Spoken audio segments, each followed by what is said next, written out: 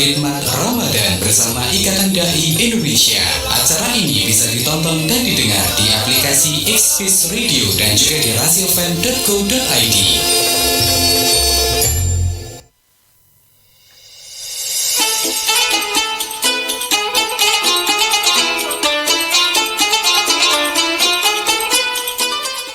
Selamat sore sahabat rahasia. Assalamualaikum warahmatullahi wabarakatuh. Kita berjumpa kembali di program Khidmat Ramadan ya.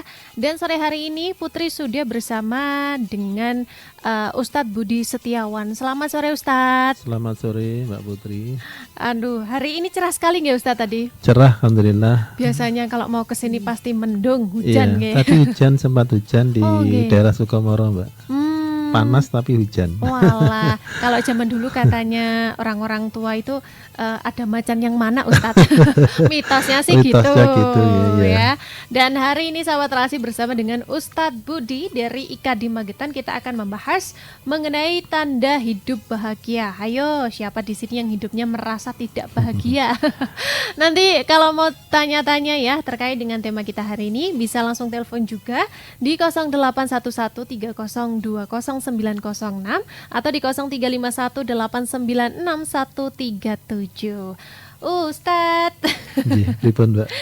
Ini nih ngomongin soal tanda hidup bahagia. Iya. Ini kadang-kadang tuh orang tuh apa ya? Kalau dilihat ya, kalau orang lain yang melihat tuh biasanya wah orang ini tuh bahagia, tapi Betul. yang merasakan sendiri atau yang menjalani itu kadang merasa tidak bahagia.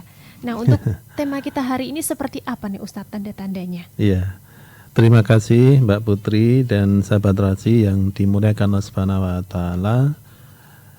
Mudah-mudahan Mbak Putri, sahabat Rasi semua senantiasa diberikan kesehatan, senantiasa diberikan kenikmatan dan tentunya diberikan kebahagiaan, bahagia lahir dan batin ya. Amin. Untuk itu mari senantiasa kita bersyukur pada Allah Subhanahu wa taala atas segala nikmat yang Allah berikan pada diri kita, dan mari kita tanamkan pada diri kita bahwa kenikmatan yang kita terima, yang kita peroleh ini adalah semata-mata datangnya dari Allah Subhanahu wa taala. Sebagaimana Allah Subhanahu wa taala berfirman di dalam Al-Qur'an surat An-Nahl ayat 53. A'udzu billahi minasyaitonir rajim. Wa ma bikum min ni'matin faminallahi tsumma idza massakumud durru fa ilaihi taj'arun. Segala nikmat yang ada padamu datangnya dari Allah. Kemudian bila kamu ditimpa kemudaratan, kepadanyalah kamu meminta pertolongan. Dari ayat ini sahabat Rasi menjelaskan pada diri kita bahwa nikmat yang kita terima dari manapun itu semata-mata berasal dari Allah Subhanahu wa taala. Sehingga kalimat pengakuan ini Rasulullah untaikan dalam satu untaian doa yang kita bisa baca setiap pagi atau di petang hari. Kalau di petang hari seperti sekarang ini, untaian doa yang Rasulullah ajarkan pada diri kita, Allahumma ma amsa bi ni'matin au bi ahadim min khalqika faminka wahdaka la syarikalak falakan hamdu walaka syuhru. Ya Allah, nikmat apapun yang ada padaku di waktu petang atau yang ada pada setiap makhlukmu, semua hanya darimu semata, la syarikalak, tiada sekutu bagimu, falakal hamdu, bagimu segala puji, walaka syuhru, dan bagimu segala syukur. Kalau kita membaca doa ini di petang atau sore hari, maka Allah catat kita sebagai orang yang bersyukur di sepanjang malamnya. Kalau kita membacanya di pagi hari dengan amsa diganti dengan asbahna. Allahumma ma asbaha bimin nikmatin. Ya Allah, nikmat apapun yang ada padaku di waktu pagi, kalau kita bacanya di pagi hari, maka kita digolongkan oleh Allah Subhanahu wa taala sebagai hambanya yang bersyukur di sepanjang siangnya. Baca doa ini Mbak Putri, pagi baca, sore atau petang baca, berarti sepanjang kehidupan kita 24 jam Allah catat kita sebagai hambanya yang bersyukur kepada Allah Subhanahu wa taala. Sahabat Rasi yang dimuliakan Allah Subhanahu wa taala, terkait dengan kebahagiaan, Rasulullah SAW ini menyampaikan dalam sebuah hadis yang diriwayatkan oleh Ahmad, Ibnu Hibban dan Abu Daud. Ya, Rasulullah SAW bersabda, arba'u minas sa'adah. Ada 4 perkara yang termasuk sa'adah. Sa'adah itu adalah kebahagiaan. Apa itu? Mar'atus sholihah, istri yang sholihah, wal maskanul wasi, tempat tinggal wasi yang lapang, wal jarul sholih, tetangga yang baik, wal markabul hani, dan kendaraan yang nyaman. Ini 4 perkara yang termasuk kebahagiaan: istri solehah, tempat tinggal yang lapang, yang luas, tetangga yang baik, dan kendaraan yang nyaman. Ya, Mbak Putri masuk mana ini? Sudah dapat semuanya gini, Ki? Kayaknya baru kendaraan itu pun dibeasiswai sama orang tua. Oh gitu ya. Iya, jadi ini luar biasa ya terkait dengan istri yang solehah. Ya, mudah-mudahan sahabat Rasi sudah mendapatkannya, istri solehah atau suami yang soleh. Ya, bila dipandang ini menyenangkan hati, diperintah mentaati. Bila suami pergi, ia menjaga dirinya. Nah, ini di sini diriwayatkan dari Abdurrahman bin Auf. Abdurrahman bin Auf ini adalah sahabat yang sangat kaya, satu dari 10 sahabat yang dijamin masuk surga. Ini mengatakan Rasulullah SAW bersabda, bila seorang wanita melaksanakan sholat 5 waktu, ini dikatakan kategori yang istri solehah tuh Mbak ya. Istri itu kalau sudah solehah, sampai-sampai nanti di surga itu dipersilahkan untuk masuk surga dari pintu yang manapun. Ya. Tinggal milih ya Ustaz. Tinggal milih. Ya, surga ada 8 pintu, tinggal milih. Ya. Di sini Rasulullah SAW menyampaikan ya yang diriwayatkan oleh Abdurrahman bin Auf, bila seorang wanita melaksanakan sholat 5 waktu, di sini Rasulullah tidak mengatakan bila seorang wanita melaksanakan sholat sunnah, Mbak ya. Sholat 5 waktu. Terus sholat wajib 5 waktu. Puasa di bulan Ramadan. Rasulullah tidak mengatakan puasa sunnah. Puasa biasanya Mbak Putri ngerjakan apa yang puasa sunnah? Senin Kamis ya? Ya, Senin Kamis sama Senin Daud Kamis biasanya. atau Daud, luar biasa nih ya. Puasa di bulan Ramadan ini puasa wajib saja.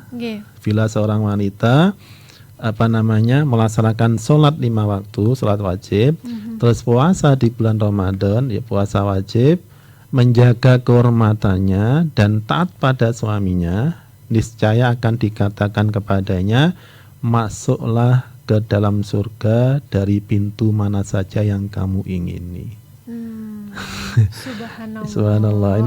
Ini hal yang tentunya menggembirakan bagi para wanita, bahwa kalau bisa melaksanakan paling enggak 4 ini, enggak muluk-muluk sebenarnya ya. Sebenarnya kan enak Mbak ya. Masuk surga itu enggak sulit sebenarnya kalau dari hadis ini ya. Tapi enggak tahu prakteknya. Sholat 5 waktu, tidak sholat sunnah, sholat 5 waktu saja. Puasa Ramadan, tidak puasa sunnah, ya. Menjaga kehormatan, taat pada suaminya. Silahkan nanti masuk surga dari pintu yang manapun yang ia sukai. Ini luar biasa, ya. Tapi tentu bagi para ummahat, ibu-ibu yang paham, ada yang mengatakan, oh ini ada yang berat, Pak Ustadz. Beratnya adalah taat pada suami, itu berat katanya. Kalau puasa Ramadan insya Allah bisa, sanggup. Sholat 5 waktu insya Allah sanggup. Tapi untuk taat pada suami itu kadang kadang sering membuat suami jengkel dan seterusnya. Ini yang berat ya. Saya sampaikan di majelis taklim ini, Bu, yang kira-kira berat yang 4 itu yang mana, Bu? Rata-rata jawabnya adalah taat pada itu tadi ya. suami. Soalnya gini Ustadz, biasanya kalau lihat orang tua di rumah tuh biasanya kalau si ibu cuma nurut-nurut aja kayaknya ada bumbu yang kurang. Kadang tuh kayak harus ada komunikasi dari dua arah, baru nanti kalau sudah onto-ontoan akhirnya baru taat sama bapaknya. Gitu ya, harus ada anu dulu ya. Harus ada prahara ya sedikit-dikit dulu. Iya. Jadi itu Mbak ya, istri yang solehah, tempat tinggal yang lapang ya, pada saat kita punya rumah yang lapang, yang luas, ini termasuk kebahagiaan. Bukan berarti menafikan, rumahku kecil berarti nggak bahagia, tidak. Rasulullah sampai menyampaikan baiti jannati, rumahku surgaku. Surga kan lambang kebahagiaan, Mbak. Apakah rumah Rasulullah mewah? Tidak, jauh dari kemewahan. Rumah Rasulullah itu sederhana dan bisa dibilang tidak luas. Ya tidak luas, tapi tetap bisa menjadikan penghuninya bahagia. Demikian juga untuk tetangga yang baik, ini penting juga. Pada saat kita berada di tempat tinggal yang tetangganya itu juga baik kepada kita, ya tidak mudah iri. Kadang kan kita ada yang curhat, Pak, tetangga saya itu kok senantiasa iri toh pada nikmat yang saya terima ya. Pada saat saya beli sepeda motor baru ya, dirasani yos paling gue kreditan, paling itu dari utangan dan seterusnya ya. Dan masih banyak nikmat-nikmat yang seolah-olah yang saya terima itu tetangga saya itu nggak rela, nggak ridho ya.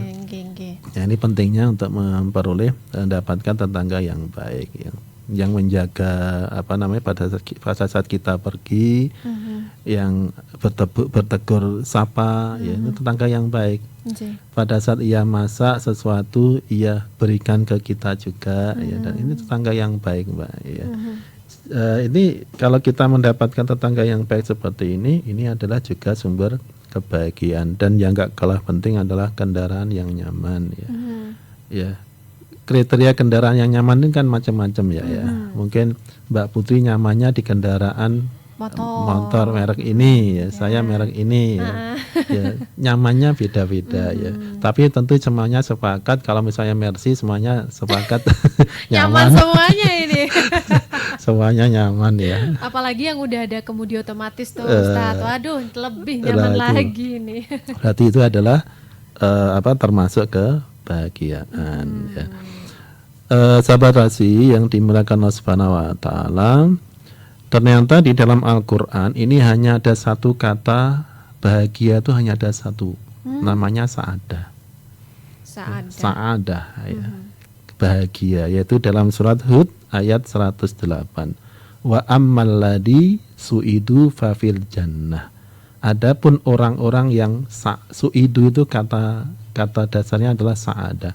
Adapun orang-orang yang berbahagia, maka tempatnya adalah dalam surga. Jadi Rasulullah ini Allah SWT memberikan gambaran yang terang pada kita, sumber kebahagiaan yang hakiki itu adalah manakala orang itu dimasukkan ke dalam surga ya. Sebagaimana dalam Al-Qur'an juga di dalam surat An-Nahl ayat 97, Allah Subhanahu wa taala juga berfirman, a'udzubillahi minasyaitonirrajim, man amina shaliham min dzakarin aw untha, barang siapa mengerjakan kebaikan baik laki-laki au untha maupun perempuan, wa huwa mu'min, sementara ia dalam keadaan beriman, falanuhyiyannahu hayatan thayyibah, maka pasti akan kami berikan hayatan thayyibah, itu adalah kehidupan yang baik. Jika seseorang melakukan kebaikan, apakah orang ini laki-laki, orang ini perempuan, dalam catatan dalam kondisi beriman, maka pasti, di sini kata Allah Subhanahu wa taala pasti, ini janji Allah. Innallaha la tukhliful mi'ad, sekali-kali Allah itu tidak akan pernah menyalahi janji. Ya, pasti akan kami berikan kepadanya hayatan thayyibah, kehidupan yang baik. Wala najziyannahum ajrahum bi ahsani ma kanu ya'malun, dan akan kami berikan balasan dengan pahala yang lebih baik dari apa yang telah mereka kerjakan. Ini termasuk sumber kebahagiaan juga pada saat orang ini melakukan kebaikan, maka Allah akan memberikan kehidupan yang bahagia.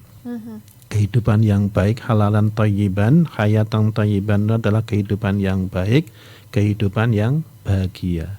Diberikan balasan berupa pahala di sisi Allah Subhanahu wa taala dari apa yang dikerjakannya. Nah, ini sahabat Rasi. Berikutnya Mbak Putri dan sahabat Rasi yang dimulakan Allah Subhanahu wa taala, ini Imam Al-Qurtubi menjelaskan dalam kitab tafsir, beliau adalah ahli tafsir Al-Qur'an. Dalam tafsir Al-Qurtubi juz 10, ini termasuk halamannya juga disebutkan halaman 174, menyampaikan tanda hidup bahagia. Ya. Apa aja itu, Ustaz? Tanda hidup bahagia ini gini Mbak Putri ya. Yang pertama adalah rezeki yang halal. Oke. Ya, tanda hidup bahagia yang pertama adalah rezeki yang halal.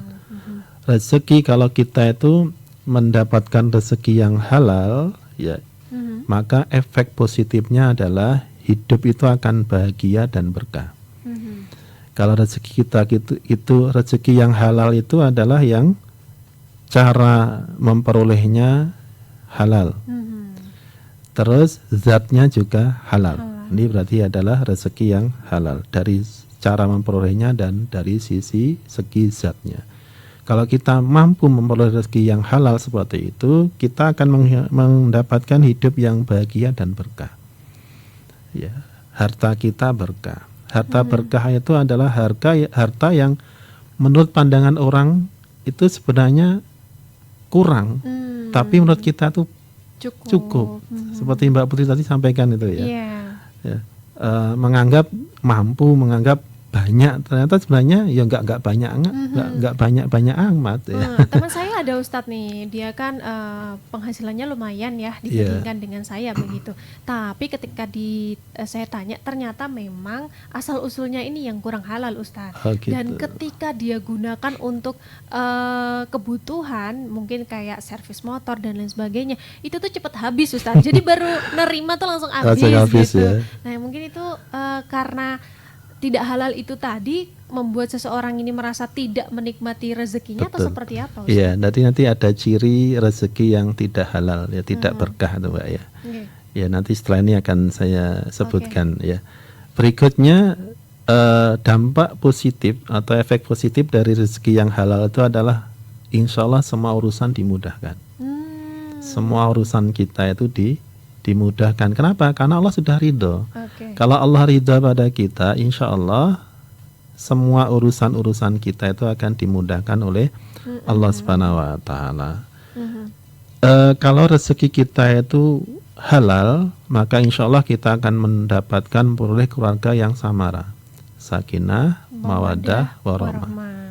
Ya, itu dari rezeki yang halal. Betapa banyak orang yang dari sisi materi, sisi pangkat, kedudukan mendapatkan semuanya, tapi nggak bahagia hidupnya. Karena mendapatkannya tidak halal ini tadi. Kemungkinan besar adalah karena mendapatkannya dari cara yang tidak halal. Sehingga nggak berkah. Anggota keluarga itu rumahnya mewah, ya, AC-nya full, mobilnya banyak, mobilnya melebihi jumlah anggota keluarga. Anggota keluarganya 4, mobilnya sampai 2 kali lipatnya 8 ya, seperti itu. Tapi nggak apa namanya, nggak nyaman, nggak tenang di dalam rumah itu, nggak tenang. Ya pengennya keluar rumah terus. Nah ini berarti kan keluarganya tidak memberikan kenyamanan, tidak samara tadi, sakinah, memberikan ketenangan batin ya, dan kasih sayang. Rezeki yang halal itu efek positifnya adalah insya Allah akan mendapatkan anak keturunan yang soleh-solehah. Ya, mendapatkan keturunan yang soleh-solehah. Rezeki yang halal itu insya Allah akan mampu memberikan kita untuk senantiasa semangat dalam beribadah. Bisa jadi Mbak Putri dan sahabat Rasi, kenapa kita itu kok tidak semangat dalam beribadah? Bisa jadi karena rezeki yang kita peroleh adalah yang kurang baik ya, atau tidak halal. Atau kenapa kita tidak semangat dalam beribadah, bisa jadi karena dosa-dosa yang menumpuk yang ada pada diri kita yang belum kita istighfari, yang belum kita taubati. Karena efek dari dosa itu, sebagaimana Imam Ats-Tsauri itu mengatakan begini, Sufyan Ats-Tsauri, saya melakukan perenungan, kenapa selama 5 bulan berturut-turut 5 bulan saya tidak bisa sholat tahajud. Dalam muhasabah dan perenungan saya dapatkan ternyata efek dari satu dosa kecil yang saya lakukan. Efek dari satu dosa kecil yang saya lakukan, yang belum sempat saya istighfari, yang belum sempat saya mohon maaf kepada orang yang saya sakiti dengan ucapan saya itu, menjadikan saya terhalang untuk melaksanakan sholat tahajud selama 5 bulan berturut-turut. Setelah saya memahami, merenungkan itu, kenapa saya tidak bisa sholat tahajud selama 5 bulan, kemudian saya mendatangi orang yang pernah saya sakiti dari sisi ucapan itu. Kemudian saya mohon maaf dengan tulus, dengan ikhlas, dan akhirnya orang ini pun juga memaafkan. Dan sebenarnya orang ini juga hal yang biasa, ya nggak merasa sakit sebenarnya. Tapi bagi Sufyan Ats-Tsauri adalah ini sebuah kalimat yang menyakitkan bagi Sufyan Ats-Tsauri. Kemudiannya sudah saya maafkan. Nah, dengan dimaafkan itu seolah-olah ada hal yang dulunya mengganjel, ya, tersendat di dalam diri, di dalam hati Imam Sufyan Ats-Tsauri ini tiba-tiba seperti ada air yang menggunjur, langsung plong. Akhirnya berikutnya beliau bisa istiqomah sholat tahajud. Ini efek dari dosa itu luar biasa. Efek dari rezeki yang halal itu juga luar biasa. Mungkin ditahan dulu Ustadz, ini ada satu penelpon kita terima dulu. Ada Pak Suwarno. Selamat sore Bapak, assalamualaikum. Waalaikumsalam warahmatullahi wabarakatuh. Ustaz. Nggih, Pak Warno. Masih di pabrik Glodok. Masih Bapak, nggih. Setiap Jumat Jumat Wage insyaallah. Oh, Jumat Wage. Nggih. Tapi setiap Jumatan atau dalam bulan puasa ini juga? Dalam bulan puasa ini hanya di jadwal Jumat aja, hari Jumat saja. Oh, Jumat saja. Nggih, Pak Warno. Iya, begini Ustaz. Pada zamannya Nabi Musa itu, Nabi Musa bertanya pada nenek-nenek tua orang Israel, tanya di mana makamnya Nabi Yusuf. Kemudian nenek tua itu menjawab, itu ada yang di bawah air itu, mungkin kayak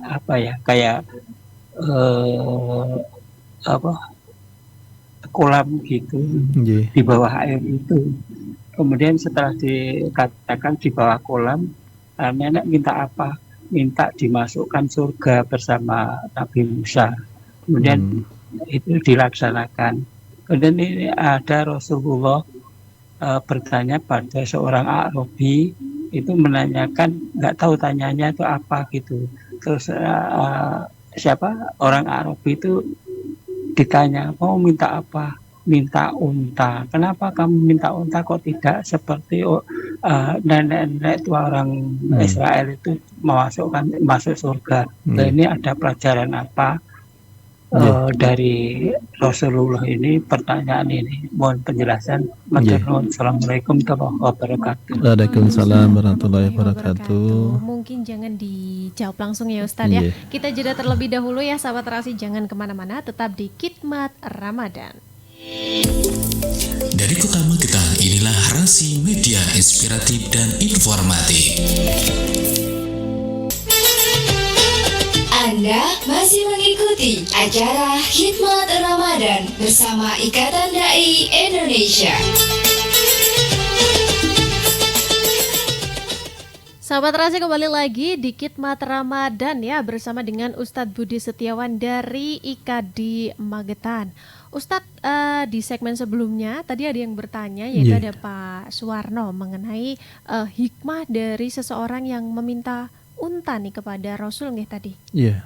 Seperti apa Ustaz? Iya, terima kasih Pak Warno. Mudah-mudahan kita doakan semoga beliau senantiasa diberikan kesehatan.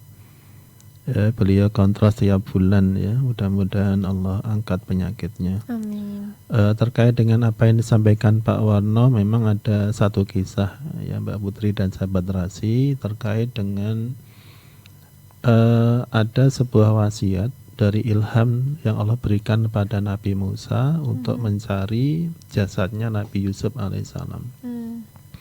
Karena jasad itu ada di Mesir dan Nabi Musa memang tidak diberitahu oleh Allah Subhanahu wa taala di mana letaknya. Kemudian yang tahu ternyata ada seorang nenek Yahudi dari Bani Israel, kemudian ngasih tahu kalau jasadnya Nabi Yusuf itu ada di bawah sungai, ada yang mengatakan di bawah danau, ada yang mengatakan di dasar sungai Nil. Ya, Mesir kan terkenal dengan sungai Nilnya ya. Kalau Hindu sungai Gangga Mbak ya. Gak ada hubungannya ya. Sungai Nil ya. Kemudian betul wanita nenek tadi mengajukan syarat, saya tunjukkan tempatnya asalkan engkau penuhi syarat yang aku ajukan pada engkau. Syaratnya apa? Nenek tadi mengatakan saya ingin masuk surga dengan engkau, dengan Nabi Musa alaihissalam. Hikmahnya adalah yang pertama terkait dengan Nabi Musa sendiri, penunaian amanah Mbak ya. Wasiat dari Nabi Yusuf alaihissalam supaya dipindahkan jasadnya di Palestina. Dan ini dilaksanakan oleh Nabi Musa alaihissalam. Pentingnya kita untuk menunaikan amanah, apalagi wasiat. Wasiat dari orang tua kita, yang mana wasiat itu adalah wasiat yang baik, bukan wasiat yang buruk, bukan wasiat yang mengandung dosa, maka wajib bagi ahli waris untuk melaksanakannya. Ya tentunya semampu ahli waris. Kalau misalnya orang tua berwasiat untuk nanti sepeninggalanku tolong kamu infak 2 miliar, sementara anaknya ini maaf profesinya untuk gaji sebulannya hanya 1 juta, kan nggak mungkin ya, berarti kan nggak bisa melaksanakan wasiat. Kalaupun tidak bisa melaksanakan wasiat 2 miliar, paling tidak semampunya ya, mungkin 100.000 dan seterusnya yang ditujukan diniatkan untuk sedekah orang tuanya misalnya seperti itu. Hikmah yang kedua adalah terkait dengan permohonan tertinggi manusia. Permohonan manusia tertinggi manusia itu bukan kebahagiaan dunia, tapi kebahagiaan di akhirat dengan dimasukkan ke surga. Nenek tadi paham bahwa Nabi Musa adalah Nabiullah, Rasulullah, ya utusan Allah SWT, pasti masuk surga. Maka nenek tadi mohon, ini permohonan yang luar biasa, agar dimasukkan nenek ini ke surga bersama Nabi Musa. Ini kisah yang sama pada saat Rasulullah dengan sahabat, salah satu sahabat, yang mana sahabat ini biasa menyediakan air kepada Rasulullah untuk wudhu.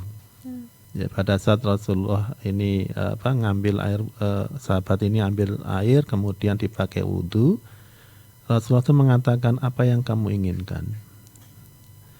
Maka sahabat ini adalah sahabat yang termasuk fuqara wal masakin, kelompok fakir miskin. Ya, pada saat minta seperti itu kan harusnya mintanya kan, ya Rasulullah aku mbok dikasih harta, doakan aku ya Rasulullah agar aku kaya, kan gitu ya. Doakan aku ya Rasulullah agar hartaku berlimpah ruah. Doakan aku ya Rasulullah agar aku menjadi orang yang terhormat, punya kedudukan yang tinggi. Tapi itu tidak disampaikan. Yang disampaikan sahabat apa? Ya Rasulullah, permintaanku hanya satu. Apa itu? Aku ingin menemanimu di surga. Satu kalimat yang luar biasa, menemani Rasulullah di surga, berarti secara tidak langsung sahabat ini minta agar Allah masukkan ia ke surga yang mana surganya sama dengan Nabi. Surganya Nabi kan surga yang paling tinggi. Tinggi banget itu Ustaz. Iya, surga yang paling tinggi. Ya, surga yang nikmatnya adalah mampu melihat Allah Subhanahu wa taala, itu adalah surga yang paling tinggi. Dan ini yang diminta sahabat tadi. Nah, beda dengan kasusnya sahabat yang minta unta. Berarti sahabat ini dalam hatinya memberikan gambaran bahwa kebahagiaan itu sumbernya masih berupa materi. Masih menginginkan dunia. Ya, unta. Ya, unta berarti kan dua hal yang berbeda begitu. Dua hal yang berbeda. Sahabat mintanya akhirat, bahagia yang hakiki, menemani Rasulullah di surga. Maka kemudian Rasul mengatakan, kalau itu permintaanmu, tolong bantu aku dengan engkau memperbanyak sujud kepada Allah Subhanahu wa taala. Jadi tidak cuma-cuma, ya saya kabulkan permintaanmu, tapi tolong kamu juga ibadah, maksudnya gitu. Bukan berarti minta terus nggak ibadah gitu. Iya. Jadi itu Pak Warno ya, dua hal yang berbeda ya. Dari yang satu kisahnya Nabi Musa, ingin bahagianya adalah bahagia akhirat, masuk surga. Dari orang yang minta unta pada Rasulullah adalah pengen dapat bahagia, tapi bahagia untuk dunia dengan mendapatkan materi berupa unta. Mudah-mudahan bisa dipahami. Gitu Mbak Putri ya. Baik, kita mungkin bisa langsung lanjut Ustadz, tadi baru satu ya, yang baru dari tafsir tadi. Mungkin bisa dilanjut, silakan Ustadz. Sedikit terkait dengan rezeki yang halal tadi. Untuk ciri rezeki yang tidak halal atau tidak berkah itu sebagaimana Mbak Putri tadi sampaikan ya, cepat habis. Iya, cepat habis, betul Mbak. Cepat habis rezeki yang tidak berkah itu. Yang naudzubillah, jika kita memperoleh rezeki yang tidak halal, tidak berkah, maka tidak akan memberikan ketenangan batin. Berapapun banyaknya harta, kalau tidak halal, ini tidak akan memberikan ketenangan batin. Apa sih yang dicari manusia? Ketenangan. Kebahagiaan hakiki itu adalah ketenangan hidup. Apa gunanya jika harta yang banyak tapi batinnya nggak tenang, jiwanya nggak tenang, senantiasa gelisah dan seterusnya. Rumah mewah, gelisah, setiap malam nggak bisa tidur, khawatir dirampok, dicuri dan seterusnya. Iya, khawatir nanti kalau meninggal anak-anaknya berebutan harta dan seterusnya, nggak tenang. Ya, ini beberapa ciri rezeki yang tidak berkah. Nah, sahabat Rasi, berikutnya tanda hidup bahagia yang kedua ini adalah menurut Imam Qurtubi ya, qanaah. Merasa cukup ya Ustaz? Merasa cukup ya. Nrimo ing pandum ya. Istilah Jawanya ya, ridho dengan pemberian Allah. Ya. Seseorang yang punya uang yang banyak, jabatan yang tinggi, harta yang melimpah ruah, tapi kalau tidak punya sifat qanaah, hatinya nggak merasa cukup, maka ia akan selalu kurang, Pak. Ya, itulah tabiat manusia. Ya, sudah dapat satu gunung emas, nggak qanaah, ingin mendapatkan gunung emas yang kedua. Ya, gunung emas kedua sudah didapatkan, masih ada gunung emas yang lainnya, pengen dapatkan lagi. Ya, sehingga nggak akan bahagia. Ya, serakah, akhirnya rakus. Dan tentunya menjadikan hidupnya nggak bahagia karena tidak pernah merasa puas. Ya, Rasulullah SAW mengingatkan itu, sungguh beruntung orang yang masuk Islam, diberikan kecukupan rezeki, diberikan qanaah oleh Allah atas apa yang diberikan kepadanya. Beruntung kita orang Islam, diberikan kecukupan rezeki, diberikan qanaah oleh Allah SWT atas apa yang diberikan kepadanya. Nah, ini ada doa ya Mbak Putri dan sahabat Rasi. Saya yakin sahabat Rasi sudah sering mengamalkan doa ini. Doa agar kita salah satunya qanaah. Apa itu Ustaz? Doanya adalah Allahumma inni as'alukal huda. Ya Allah, berikan kepadaku as'alukal huda, petunjuk atau hidayah. Ya, wattuqa, ketakwaan, wal afafa, afaf itu adalah kehormatan, wal ghina. Wal ghina itu adalah kaya hati atau qanaah. Ya. Allahumma inni as'alukal huda wat tuqa wal afafa wal ghina. Ya Allah, berikan kepada saya hidayah atau petunjukmu, takwa, afaf, kehormatan, kehormatan yang tentunya kehormatan yang tinggi, wal ghina, dan kaya hati. Hatinya adalah qanaah. Lalu bagaimana agar kita bisa qanaah? Ya, ini ada hadisnya. Agar kita ini bisa qanaah, merasa senantiasa cukup atas apa yang Allah berikan pada kita. Ini Rasulullah menyampaikan, lihatlah orang yang ada di bawah kalian. Jangan melihat seseorang yang ada di atas kalian. Ya, lihatlah orang yang ada di bawah kalian, jangan melihat seseorang yang ada di atas kalian. Hal tersebut agar kalian tidak meremehkan nikmat Allah kepada kalian. Hadis riwayat Muslim. Terkait dengan urusan dunia, ya Mbak Putri dan sahabat Rasi, maka lihatlah ke bawah. Dulu kan ilustrasinya begini, Pak ya. Pada saat kita itu punya mobil, terus kita melihatnya ke atas, oh ternyata masih ada yang punya mobil yang lebih bagus. Kurang terus itu. Ya kan kurang kan? Maka pada saat kita tengok, oh alhamdulillah saya masih punya mobil, lihat sebelah saya kemana-mana pakai motor. Ya. Orang yang punya motor akhirnya gini, enak yang pakai mobil kemana-mana pakai mobil, nggak kehujanan, nggak kepanasan. Saya pakai motor. Ya. Yang sepeda pakai yang yang mengendarai sepeda ondel juga enak, yang pakai motor cepat waktunya. Gak ada habisnya gak ya ada Ustaz. Habisnya. Karena selalu membandingkan. Membandingkannya ke atas tuh dunia. Iya. Nah yang jalan kaki juga gitu, enak ya pakai sepeda ondel kemana-mana pakai sepeda. Iya. Yang yang jalan kaki sudah, yang tidak bisa jalan juga enak ya, yang punya kaki bisa jalan kemana-mana dan seterusnya. Itu enggak akan habis-habisnya kalau kita memandang ke atas untuk urusan dunia. Harusnya untuk urusan dunia itu kita mandangnya ke bawah. Baik. Nah ini Ustadz ada yang tanya lagi, ini dari Asabri, ada Bunda Sri Uning. Selamat sore. Selamat sore, ya Mbak Putri sama Bapak.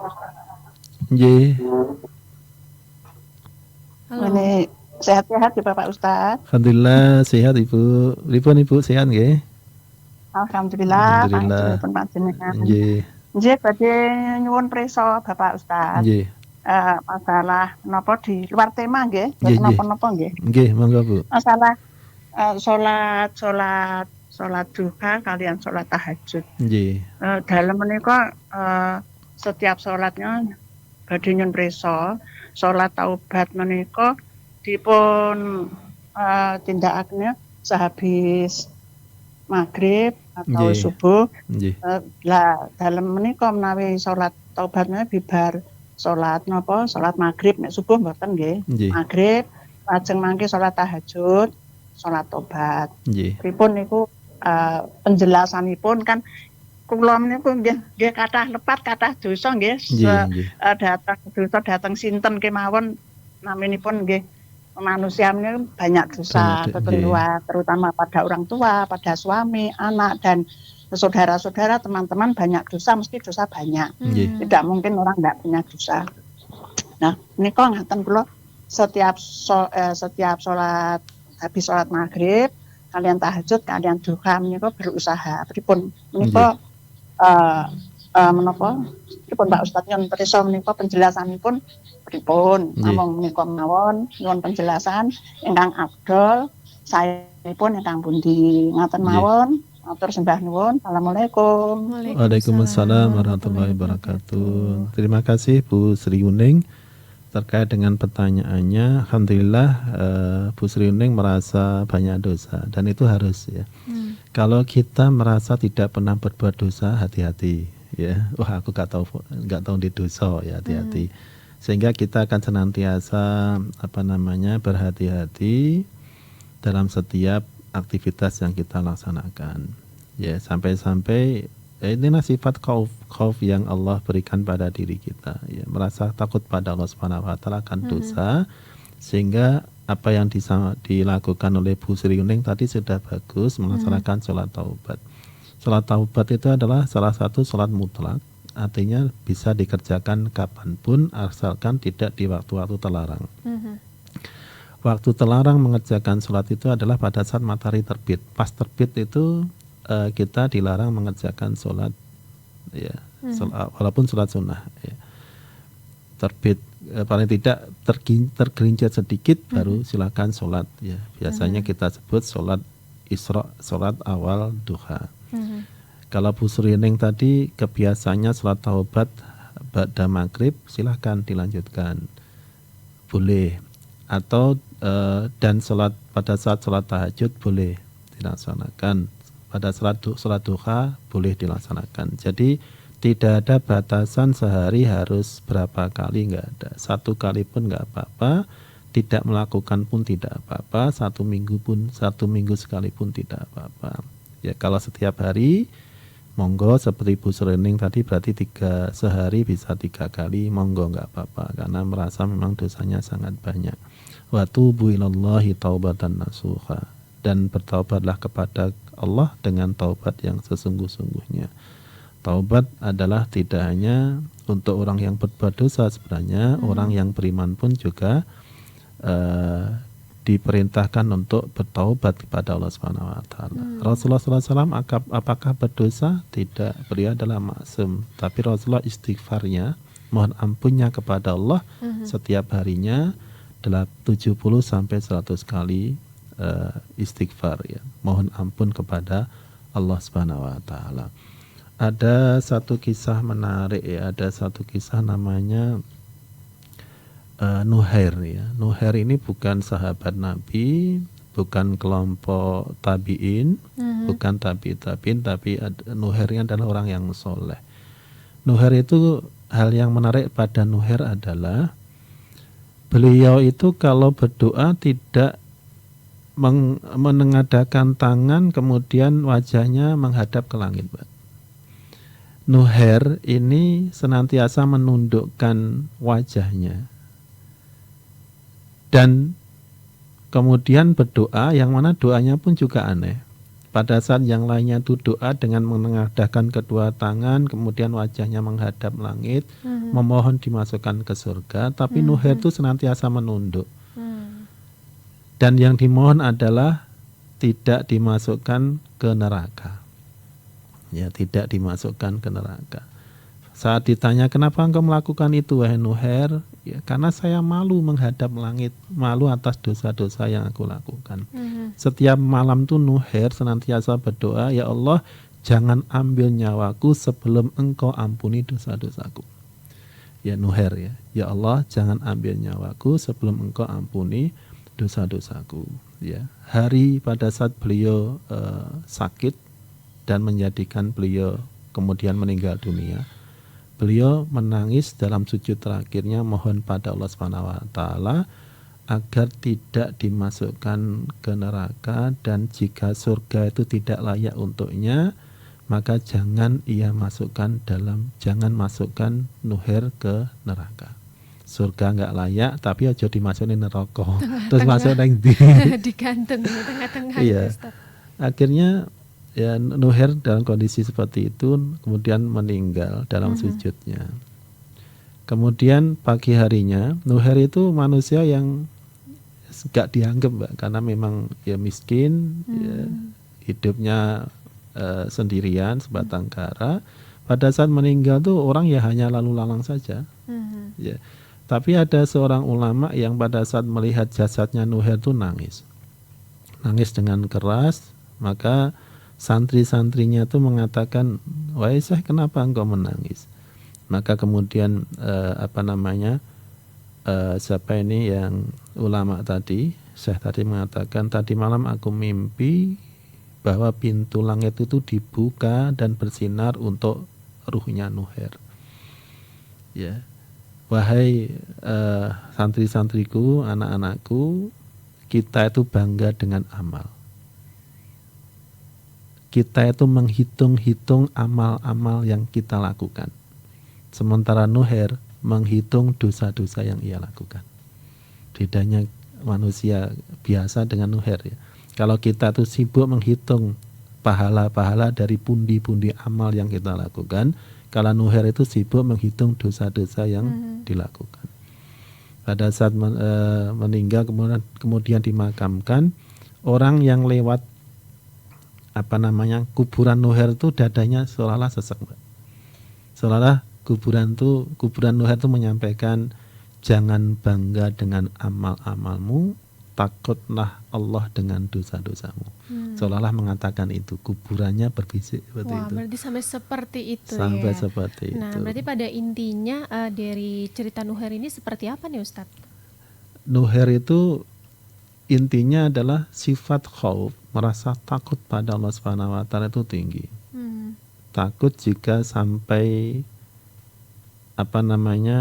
beliau diambil oleh Allah Subhanahu wa taala, Allah belum mengampuni dosa yang dilakukan oleh Nuher. Sebab takutnya itulah yang menjadikan Allah angkat derajatnya. Oh, subhanallah. Berarti Bunda Sri Uning ini termasuk ya, kalau sudah merasa seperti itu mungkin bisa dikatakan termasuk orang yang khauf ini tadi ya Ustadz. Iya, Bu Sri Uning sudah menanamkan pada diri beliau sifat khauf. Hendaknya pada diri kita, orang-orang yang beriman itu ada dua sifat yang ada pada diri kita. Yang pertama khauf, takut. Yang kedua adalah roja. Roja itu adalah mengharap rahmat. Senantiasa beriringan.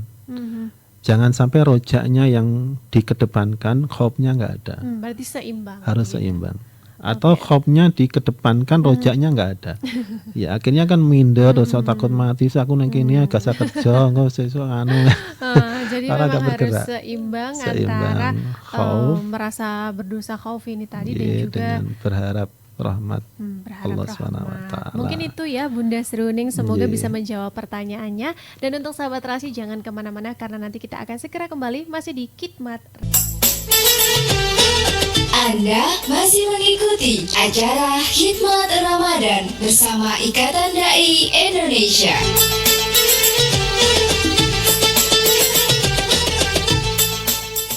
Sahabat Terasi, kembali lagi di Khidmat Ramadan ya. Pada sore hari ini masih bersama dengan Ustadz Budi Setiawan dari IKADI Magetan. Wah, ini udah jam 5 aja nih Ustadz ya, nggak terasa. Nah, sebelum acara ini kita tutup, mungkin Ustadz Budi ingin memberikan closing statement sahabat Terasi. Silahkan Ustadz. Iya, terima kasih Mbak Rasi dan Mbak Putri dan sahabat Terasi. Benar Mbak ya? Sudah nggak fokus mendekati buka nih. Mbak Putri dan sahabat Rasi yang mudah-mudahan senantiasa istiqomah. Harapan kami adalah dari tanda kebahagiaan ini, ya mari kita berusaha untuk mendapatkan rezeki yang halal. Karena rezeki yang halal dampak efek positifnya luar biasa pada kehidupan kita di dunia ini. Yang kedua adalah mari kita perkuat sikap qanaah, sifat qanaah yang ada pada diri kita, senantiasa merasa puas, merasa cukup dari apa yang Allah berikan pada diri kita. Kalau hati kita itu qanaah, maka kita akan peka, akan mudah bersyukur atas nikmat yang Allah berikan pada diri kita.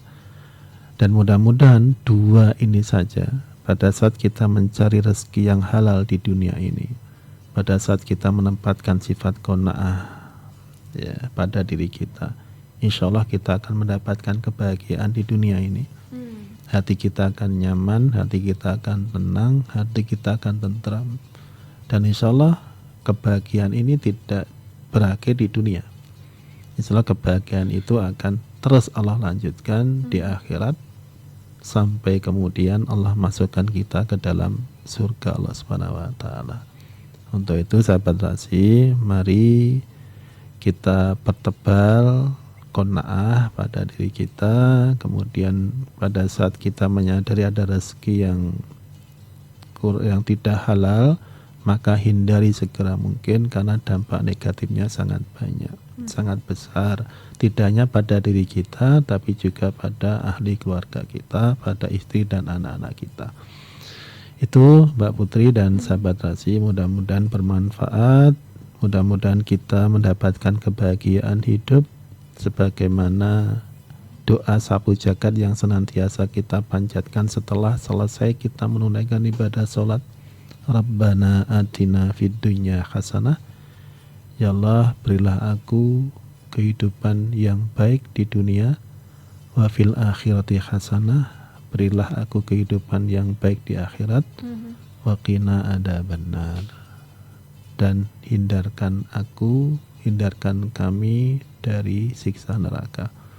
Berikan kami kebahagiaan di dunia, berikan kami kebahagiaan akhirat, hindarkan kami dari siksa neraka. Mudah-mudahan doa ini Allah kabulkan untuk kita semuanya. Amin. Demikian Mbak Putri, sahabat Rasi, mudah-mudahan bermanfaat. Assalamualaikum warahmatullahi wabarakatuh. Waalaikumsalam warahmatullahi wabarakatuh. Terima kasih Ustadz Budi sudah memberikan tausiah pada sore hari ini, dan terima kasih banyak juga untuk sahabat Rasi yang tadi sudah bertanya dan juga menyimak ya tausiah dari jam 4 tadi. Kalau gitu acara Khidmat Ramadan kita tutup dari kawasan Kompleks MT Haryono Permai 13. Wassalamualaikum warahmatullahi wabarakatuh. Terima kasih, baru saja Anda ikuti Khidmat Ramadan. Acara ini dipersembahkan oleh Radio Rasi FM Magetan dan bekerja sama dengan Ikatan Dai Indonesia Magetan.